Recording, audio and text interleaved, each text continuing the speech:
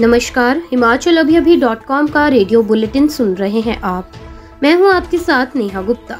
इस बुलेटिन में हम बात करेंगे प्रदेश भर की तमाम बड़ी खबरों के बारे में, लेकिन शुरुआत करेंगे मुख्य सुर्खियों के साथ।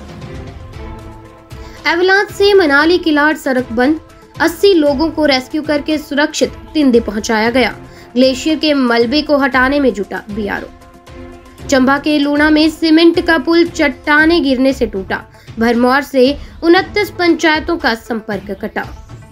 हमीरपुर के नादौन में सीएम का ग्रैंड वेलकम, करीब 20 जगहों पर हुआ भव्य स्वागत, हाईवे पर ट्रैफिक जाम।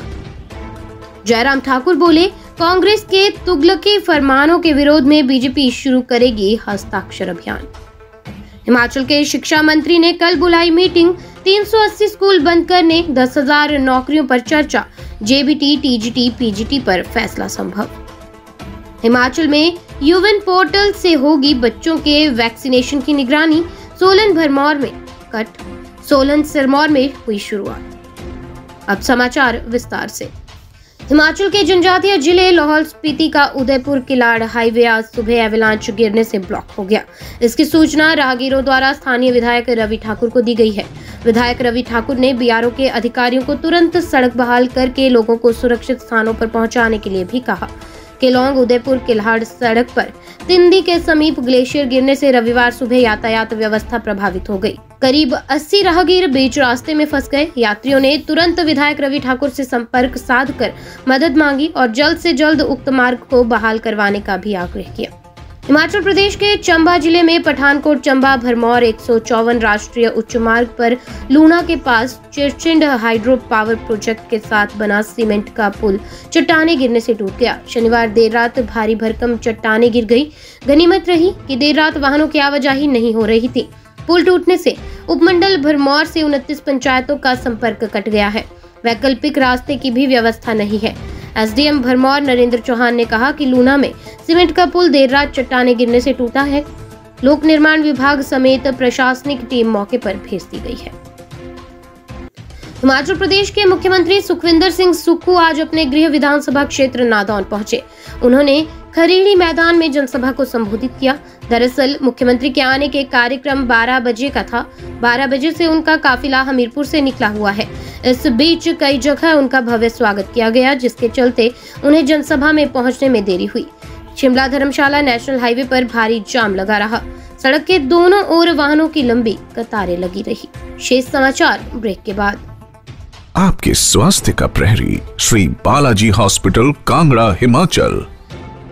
नेता प्रतिपक्ष जयराम ठाकुर ने प्रदेश कार्य समिति की बैठक में कहा कि जब से कांग्रेस सरकार हिमाचल प्रदेश में बनी है, तब से संस्थानों को बंद करने की निरंतर प्रक्रिया चल रही है और अब हिमाचल प्रदेश में 620 से अधिक कार्यालय बंद हो चुके हैं। बीजेपी सरकार ने सभी कार्यालयों को कैबिनेट और डिपार्टमेंटल अप्रूवल के बाद ही खोला था और कांग्रेस सरकार ने इसके बावजूद ये कार्यालय बंद कर दिए हैं।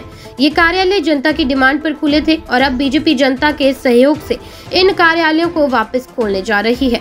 बीजेपी पूरे प्रदेश भर में हस्ताक्षर अभियान के माध्यम से कांग्रेस के तुगलकी फरमानों का विरोध करेगी। हिमाचल के शिक्षा मंत्री रोहित ठाकुर ने कल शिक्षा विभाग की पहली रिव्यू मीटिंग बुलाई है। इसमें प्रारंभिक व उच्च शिक्षा विभाग के अधिकारियों को मौजूद रहने के निर्देश दिए गए हैं। सोमवार की बैठक में पूर्व सरकार द्वारा अप्रैल 2022 के बाद खोले गए 380 शिक्षण संस्थानों और शिक्षा विभाग में प्रस्तावित 10,000 से अधिक भर्तियों को लेकर चर्चा की जाएगी। शिक्षा मंत्री की अध्यक्षता में होने वाली बैठक में लगभग 380 संस्थानों को बंद करना है या कंटिन्यू किए जाएं, इसे लेकर विस्तृत चर्चा की जाएगी और एक प्रस्ताव तैयार करके कैबिनेट की अगली मीटिंग के लिए भेजा जाएगा। कैबिनेट ही इन शिक्षण संस्थानों को लेकर अंतिम निर्णय लेगी। देश में सुख की सरकार ने बच्चों को जानलेवा बीमारियों से बचाव के दृष्टिगत बचपन से ही उनकी रोग प्रतिरोधक क्षमता को बढ़ाने की दिशा में प्रभावी कार्य शुरू किया है। राज्य में अब बच्चों की रोग प्रतिरोधक क्षमता बढ़ाने व विभिन्न बीमारियों से बचाव के दृष्टिगत किए जाने वाले वैक्सीनेशन का क्रियान्वयन अब यूविन पोर्टल के माध्यम से किया जाएगा।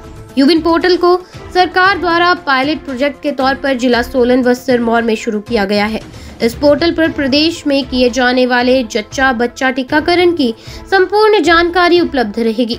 केंद्र प्रायोजित इस परियोजना के अंतर्गत देश भर में चुनिंदा जिलों में ये 2 जिले शामिल किए गए हैं।